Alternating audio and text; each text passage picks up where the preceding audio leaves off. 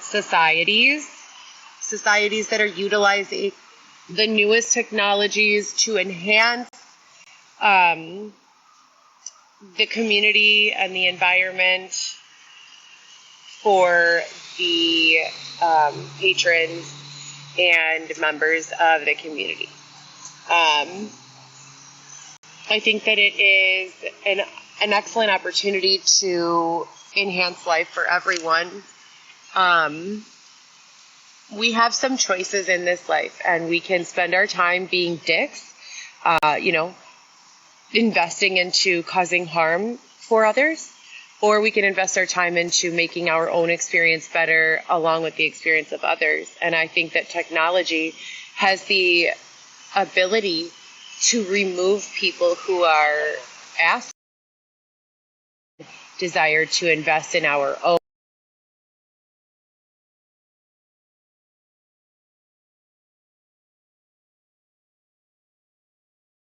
circumstances and our own abilities for the benefit of ourselves. Because let's keep it real, when we're speaking about a collective vibration or the energy of the collective, and what do I mean by when I say collective? I mean everyone in the community is the collective. Just like the word collection, it has the same root. So if you're in a community, everyone in that community is a collective. And if you want, to contribute positively, then you have to feel positive. You have to be happy. You have to be in a good space. You have to not be, victimized by a bunch of abuse. And then we have to be able to look at the people who have been victimized by a bunch of abuse and understand that it is not a fair expectation to ask them to be the person to raise the collective vibe. No one should be being abused in any way, but when someone is being victimized, it is not their job to be the strong one. That's just so stupid. Like, prevent the abuse. The second step is to spread good vibes and be compassionate and kind.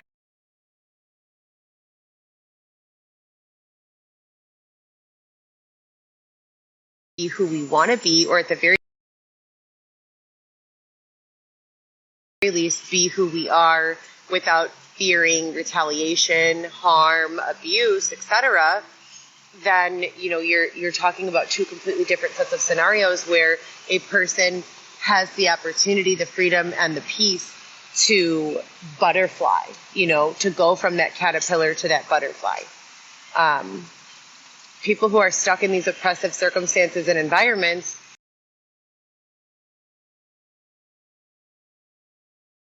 they're not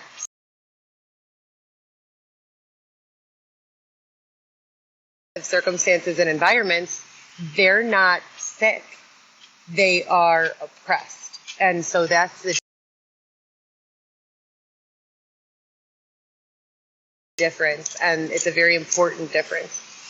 I very firmly, really believe in the 5 to 5 rule. That's the main reason why I do not go to the shelter unless I have to be there. I leave as soon as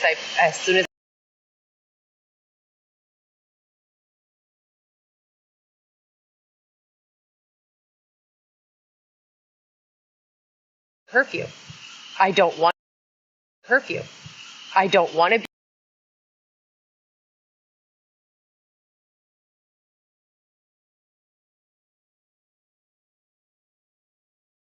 be the 5th of 5 of anyone in that group. If you have to live in a homeless shelter, it means that you either have no money, are sick and cannot make money, someone is oppressing you from making money, you are, too addicted or whatever to make money. I don't want to be the 5th of 5 of that group.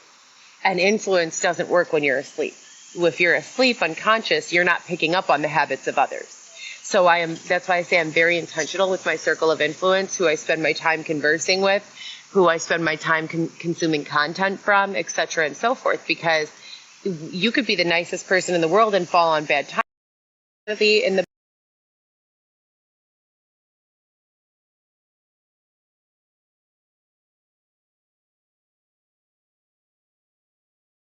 You could change. I could wake up tomorrow. There could be a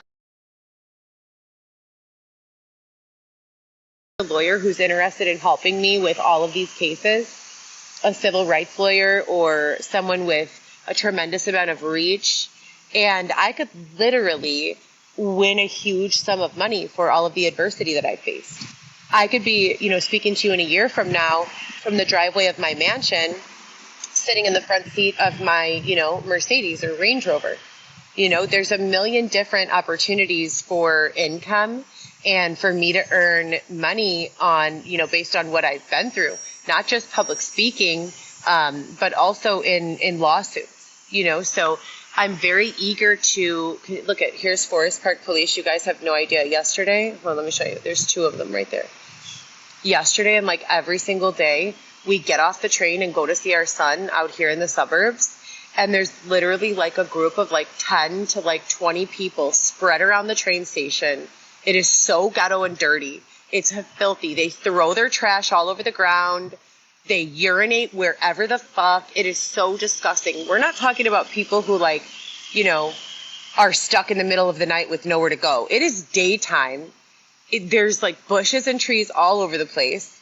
You're in the suburbs. Why would you just walk 5 feet away from a group and start urinating?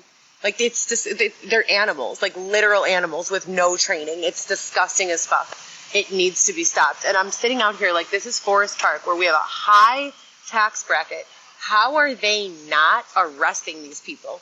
You're just going to walk over to like a group and start urinating in a public place on the CTA platform, and that's just become acceptable. It's absolutely disgusting, you guys. It's so sick. But now, like, you see the police like 2-3 deep. Why are they not going over to the train station and doing something about this? It's disgusting. It is absolutely disgusting. You guys have no idea. So anyways, that's rich of you to judge others. I don't think that's judgment. Would you like to be sitting there minding your own business and have someone come and urinate next to you? That's not judging anyone. But thank you so much, Mrs. Roots. You can keep scrolling. You don't need to be here. By all means, please feel free to scroll right along. If you are the type of person with the mentality that it is acceptable to throw your trash on the floor and urinate, standing person, I have understood situations in people that most will never. Urinating 5 feet from where a person is sitting in a public location during day when you have the opportunity to look for a restroom or go to a bush or whatever, that's absolutely disgusting. Like, what is wrong with people? Seriously. It's really, really nasty. So, yeah, I mean, and there's kids all over here. The public library is like 2 blocks from the train station. And it's just filled up with all of these like very dirty, disgusting homeless people. Like, it's so nasty. Why don't they make, right across the street from here is a community center. Howard B. Moore Community Center. They also have, cutie, hi.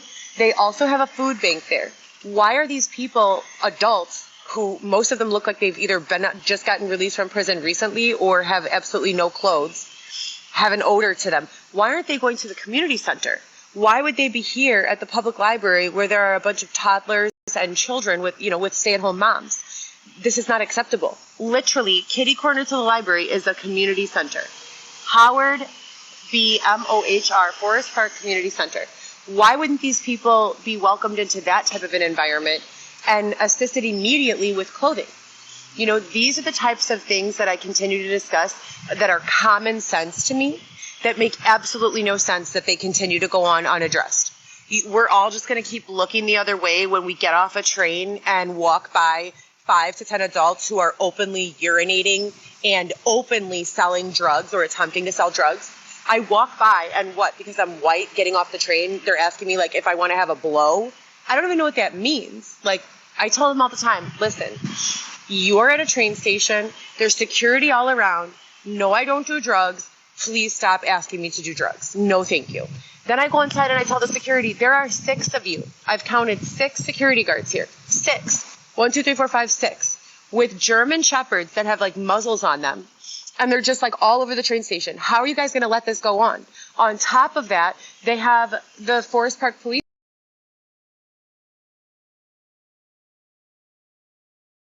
The police district or policing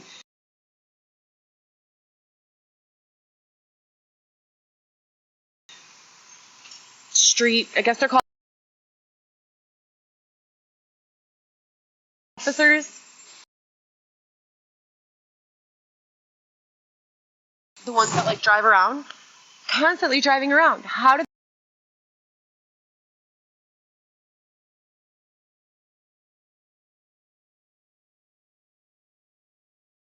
they get a bad rap because of the people who refuse to seek assistance?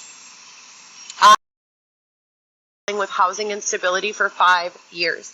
My vehicle, a Cadillac CTS, was stolen from me and sold at auto auction. I have had no money. I have literally had to walk into a Target and steal a pair of leggings. Yes, I admit it. They cost $8. Someone went back and paid for me afterwards. But I woke up because I had nowhere to go. I was being refused shelter assistance, and I woke up covered in blood. The fact I had my period. Okay, and I went into Target and I switched my pair of leggings out, and I left, and I had one of my sponsors, pay for it later on. But I literally do not care if these people need to do that. Like, do that. Please, by all means, do that. If you cannot get to somewhere to wear clothing that is not covered in body fluids or like looks like it needs to be singed and burned rather than washed, please take your funky ass to Walmart or Target or wherever the fuck, Salvation Army, Goodwill, Chicago. They were like $7 or $8, the leggings, and I just went in there and like swapped them out real quick. And I'm not a thief, like by trade. I don't really know how to commit crimes. Like, stealing like gives me a rush that like says to be in a library where a bunch of kids are hanging out. It just is not acceptable, period. And there absolutely should be, someone here to say, no, you are not permitted entrance to this facility. If you cannot find somewhere else to go to clean up, then this is not our problem. This is not judgment. We all live here. Common sense. If you want to go get fucked up all night long, by all means, feel free. But then you sleep that shit off at the beach or at a bush or at the park or wherever the fuck. You don't bring that around someone else's kids. You don't bring that to a public space. So that's just how I feel, and nothing is ever going to change my opinion. I've been out here now for 5 years.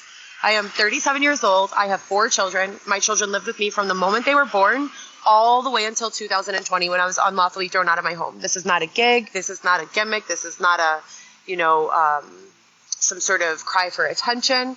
This is not like a show or for entertainment. This is my real life. And I have been seeking legal assistance and representation for this since that took place. And I will not stop doing so until I receive the justice and vindication that this case deserves. Are you ready? So I charged my cell phone all night long, and then whoever has some sort of issue with me using my phone or going live or making calls remotely is draining my battery. So I just woke up 2 hours ago, didn't use the phone in the first hour, took a shower, pumped my breast milk for my son, got on the train, started watching TikToks on the train about 17%. This is a common theme over the last 5 years. Anytime I'm speaking on real shit, they start draining my battery. Anytime I'm spitting too many facts for them, they start draining my battery. Oh, speaking of which, I also found a way to incorporate the teachings of smart societies into an AI generator similar to ChatGPT so that you can circulate articles that have already been written, by Harvard Business Review, by students, wherever they're being published. If you want to republish to your blog and you're monetizing, you can literally put sentence structures into a ChatGPT or any sort of AI kind of filter, make it your own, and now you legally have rights to publish that as your own piece. So please continue to spread the word on this, you guys, because we're in 2024 where no one should be being, oppressed in this way. No one should have to live in a homeless shelter. It's fucking disgusting in there. It's absolutely disgusting. There's no one in there that's normal. Literally. Xavier and I are the closest thing to normal in there. It's wild. Well, that's a lie. There's probably 5 guys that seem normal. But most of the women, they seem to either have some third personality that they have open conversation with on the regular. Either they're combative. As soon as I open my eyes, they're like, fuck you, bitch. Turn off the motherfucking light, ho. Crazy shit. No one in there is just a normal person, trying to, it's just wild, you guys. It's absolutely insane. And 2024, like I said, no one should be subjected to those sorts of living conditions.